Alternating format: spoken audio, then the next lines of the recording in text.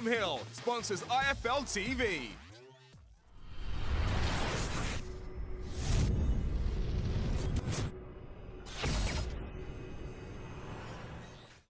I'm the man to beat Daniel Dubois.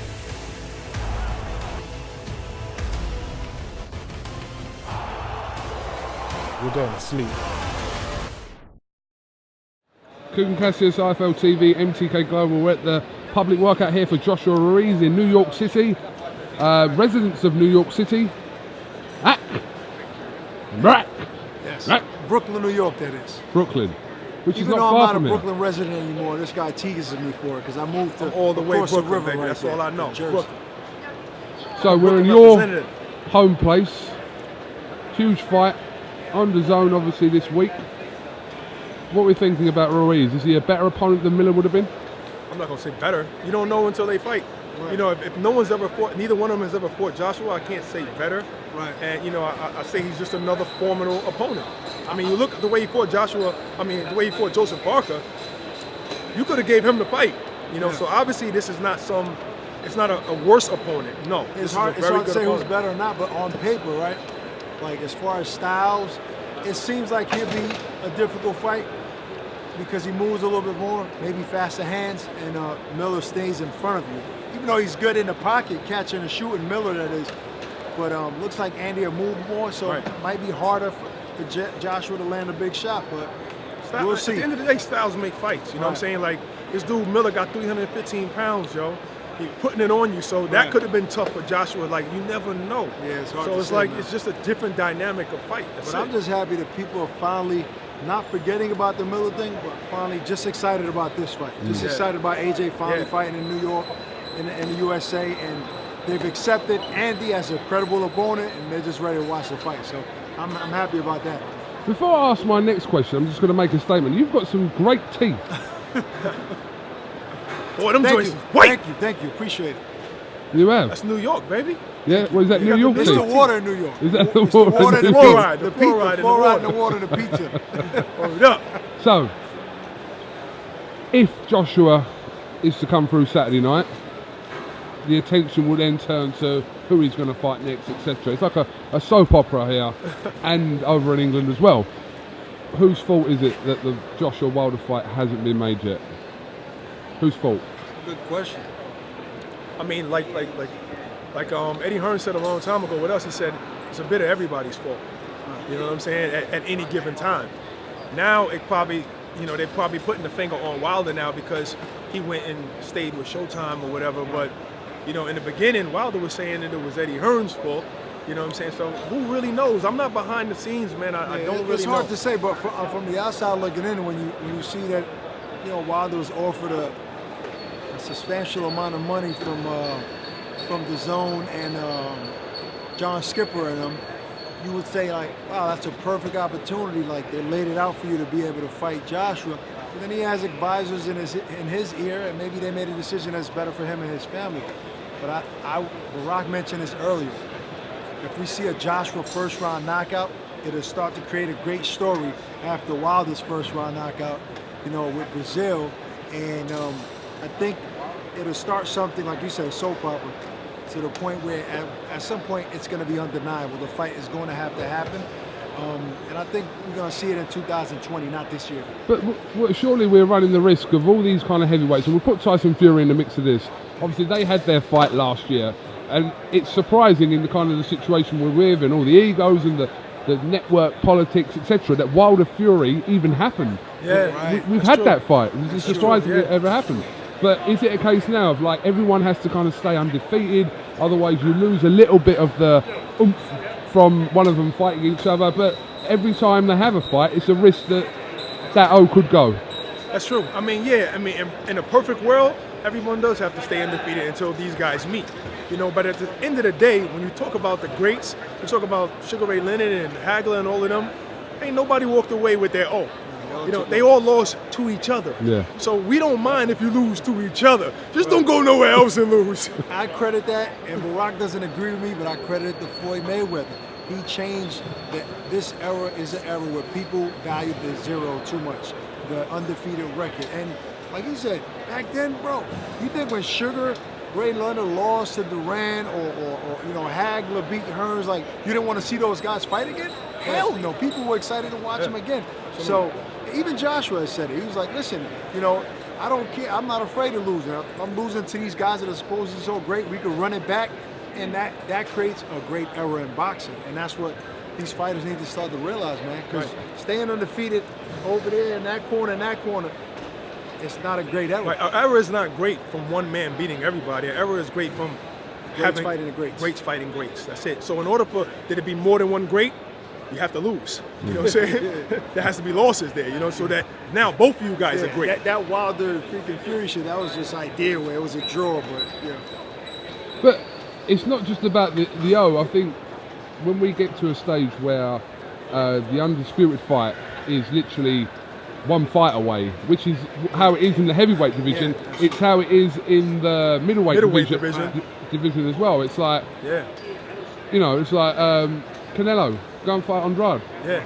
Or, you know, it's just, there's one fight away. Usually, you know, he's got hit this belt, he's got that belt, he's got that like belt. Like the super middleweight division is spreading. You know, in other words, you're saying it should be easy. There's nowhere else to go. Right. you want to be undisputed, there's your man. Yeah, right. Yeah. One guy. I mean, that's why, you know, like, he's bringing up a great point, because when people say it's Wilder's fault, you can't get upset at them, because you would think like, yo, this is your guy that has all of the belts, all of the titles. You said one face, one name. Now, I'm not, you know, dissing Wilder. I think he has his reasons for whatever reason.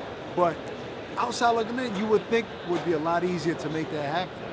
So who do you guys rate as... I know you work for DAZN, but you obviously have your own opinions about kind of the pecking order of the heavyweight landslide. If every one of those fighters have kind of got their stake to being the number one, Tyson Fury still says, and rightly so as well, hang on a minute, a few years ago, I'm the one reason why all you guys are fighting for these belts, because I took them off Klitschko, okay? Okay, so like he's got that. He got that Deontay claim. Wilder has, again, arguably got the WBC belt, which people value as possibly the main belt, in some people's opinions. But then you've got Joshua, who's sitting there with three... also the IBO, but I'm going to say the three kind of major world titles. So they've all got a kind of claim to being the number one, but who is number one? The guy who wins. I'm not going to ride nobody's coattail right now. I'm waiting for the guy who wins. Whoever steps in that ring and beats the other guy. Until then, we don't have necessarily a world champion per se, because when you go to the UK, ain't nobody claiming Wilder over there as their champ. You understand? And over here, Wilder's saying he's the champ of the USA, and people are backing him on that. Well, like, so to have a world champ, you got to fight each other, man. Like people are saying, you know, it's the heavyweight division is a three-headed monster right now, three-headed dragon, and in no particular order, I think, like you said, all of those guys have a certain, you know, have their claim to the throne, so to speak. You know, heir to the throne, but they have to fight each other. Even though one fight happened, some people felt... And that wasn't conclusive, because we got a controversial draw, so there wasn't anything... We couldn't take anything from that, really. I wanted to see the rematch so badly for that. We thought we were going to see it. Who did you think won that fight? I had Fury as a clear winner. And I think the last round... even without the last round, I think it was... I can't remember exactly what was scoring, but I don't think Fury would have won anyway, would he? Even without the...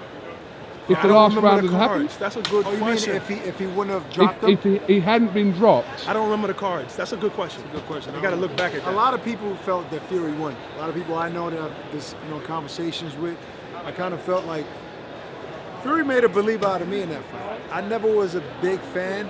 I know he had skill, but that night, bro, he shined. Like in terms of like boxing, staying away from the right hand outside of the 5th and 12th round. But he did an excellent performance, and I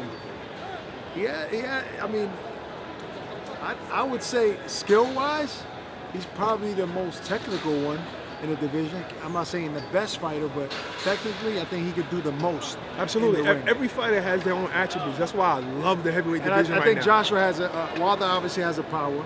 Right. You know, Fury has a skill. I think Joshua has a little bit of both. You know what I mean? Like, he obviously has power as a big guy, but he's also skilled. So I don't know, man. I can't wait till these guys fight each other. And listen, and I We've ain't still even got mad it at to come. That's the good thing that we're still talking about it. And it's still to come. Yeah, So- you know what? I'm not one of those guys. I'm not of the mindset of this fight has to happen now. Like I've always been a guy on record saying like I don't mind if fights marinate, and the longer it takes, people talk about the Pacquiao Mayweather fight.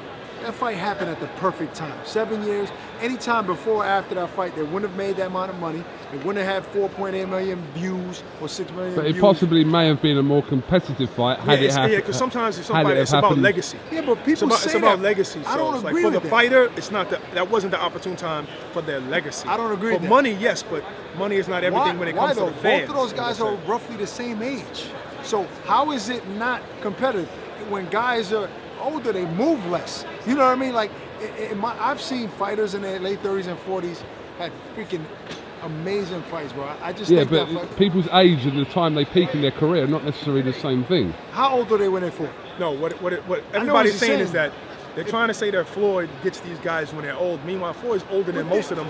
So Floyd is still in his prime per se. He's still, because he switched up his style. That's what they don't that understand. makes no sense. He switched up his style because he's the greatest fighter. If he's the same effing age as Pacquiao, how the F is it? He's older than Pacquiao. Yeah, how's he waiting for Pacquiao? Yeah, he's older. Yeah. How's he waiting for Pacquiao to get old? He's getting older. The fuck? He's even older. He's just a great listen, fighter. hopefully we're not waiting fucking 7 years for this shit. Okay? No, I don't think that's gonna happen. Hopefully, but look, listen, we know kind of Wilder had his fight last week, Joshua this week, Fury in a couple of weeks, and then we go again. It's like a 3-horse race. And then we still look at the guys that's on deck. We got Dillian White. We got Luis Ortiz. Like, I'm happy with those guys too. We got a beautiful heavyweight Yeah, but division. Luis Ortiz, I'm not so happy with him right now. Why is that? Because he turned down the offer? He turned down the money, so it makes you question it. There's always a reason, though. That's why I don't get mad at nobody. Yeah, and the because reason there's always can be a something reason Why are you behind questioning doors. it? Meaning, like, it seems odd. Now, I'm not accusing him of anything. Right? But you're not. I know what you're going to say. He and wants I know Deontay Wilder. But No. there's a lot of people that have said what you're about to say. But Right, yeah. I won't even say it since you know what I'm about to say. But a guy that, obviously, we all know what he made against Wilder. There's no way that I don't think his team are going to get him that type of payday, fighting Wilder or whoever else is on that side, on the PBC side. I just don't see how it makes sense to turn this fight down when I've heard it was around the same amount of money that eventually that Big Baby Miller was making. Listen, let's not be fools as fans to say that everything just takes the right amount of money.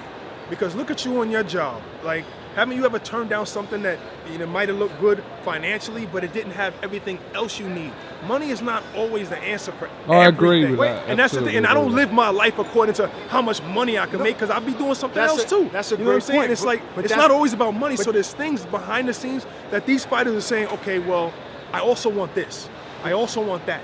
And they're checking those things off, and they can't get it right now this way, so they're making that decision. Well, Rock, I agree with you. But that fight wasn't only about money. It was about all of the titles outside of WBC. He's obviously old. This fight game ain't forever. What better opportunity outside of money of being an undisputed, a unified heavyweight champ of the world, right? And then obviously you would get the Wilder rematch, or he'll get a Fury fight. That it's all laid out. So what could be the reason? Who knows? I don't know. Maybe he wasn't ready. Maybe he wasn't ready to go these next 5 weeks or whatever it was to be ready for Joshua. How about I say he never gets this opportunity again on the record? He will never get the opportunity don't know that. to make this much money or to fight this type of fight. I'm not trying to say what he did was right, because no. there is no right or wrong. We can't judge whether a fighter's right or wrong. I judge people. That was wrong. But originally, Luis Ortiz's team did come out and say that they'd been lowballed by Hearn. So that, which they ended up retracting. They did say that? Right. Yeah, they did. Oh, I was about to say. Yeah, they did say that. Their team come out and said that Hearn's offer wasn't good enough, and they'd been lowballed. And then Hearn came out and said it. No, yeah, then they retracted it. Did you just call them Hearns too? Because we're in the US, I call them Hearns. So after They retracted it and said that it was possibly taken out of context or whatever. Okay. But my little thing on this is that Can I turn the camera around? Because I'm about to interview you now, because you're about to give your point. No, we're not on DAZN now. You stay in your lane, brother. Right, joking. if you're in a position where what happened with Miller, listen, every heavyweight was pretty much on alert after that Miller situation happened, yeah? Absolutely. So, out of all the fighters that realistically it could have been, Ortiz was at the top because Hearn and Joshua said, we want Ortiz. So he was at the top. Yeah. So if the money was okay and they were considering it, they must have been considering it because They were lowballing. exactly. So what? I don't point. know. Good point. Yeah, that's a good point. You're not having to make weight. Listen, you've got 5-6 weeks, yes, but are you going to get this opportunity again?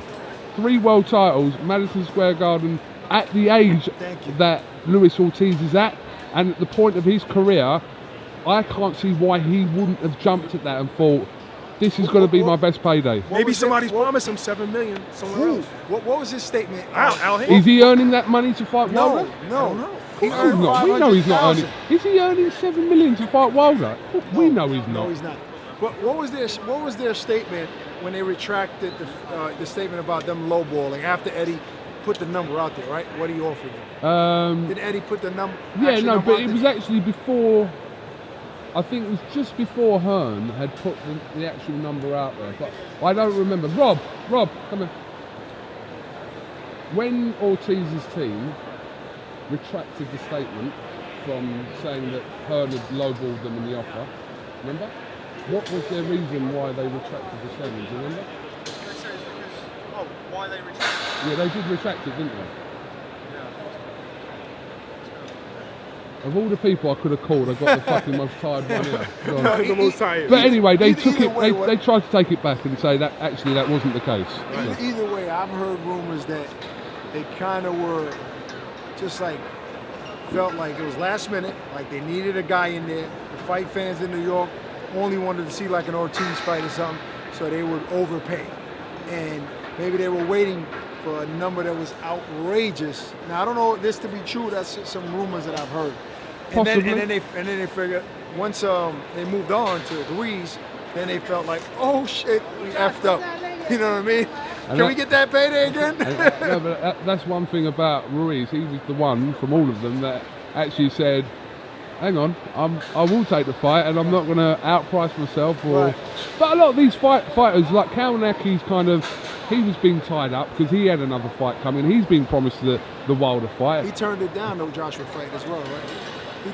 I think he ruled himself out of the fight because there's a plan for Kalnaki to fight Wilder. So Dylan White put his name in it, but then that didn't make any sense because he chose not to take the April 13th date. If that fight would have happened, we wouldn't be standing here now. That's true. Anyway, I'm not going to take too much of your time. I appreciate actually 17 minutes. Wow. Oh, that's way too long.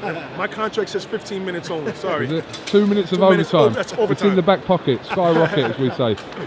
Yeah, appreciate your time. We look forward to a great week here. Thank you. There'll be a Brit invasion, so don't feel uncomfortable. That's okay. I got my gun. How many Brits are coming? In your estimate? Eddie Hearn said around 10K, so we'll see. That'd be great. I want to see him. I like British women. There'll be a few of those that come over as well. I just like the accent, you know. It's going to be electric no matter what. I heard it's a sellout. Hopefully that's true. You know what I mean? I haven't seen the Garden sold out so long for boxing. It's like, it's crazy. I just hope it's I'm excited. Great fight. I'm excited. Hope it's an entertaining fight and ends in a big knockout. But Ruiz is going to be entertaining no matter what. And Joshua as well. So they're going to be banging in there. It's going to be a good fight. We look forward to it. Thank you. Barak, thank you very much for talking to IFL TV, and we'll catch up with you soon. Yes, sir. Thanks.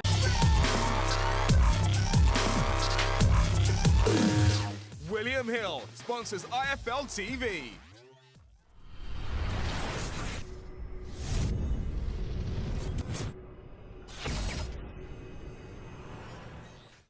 I'm the man to beat Daniel Dubois.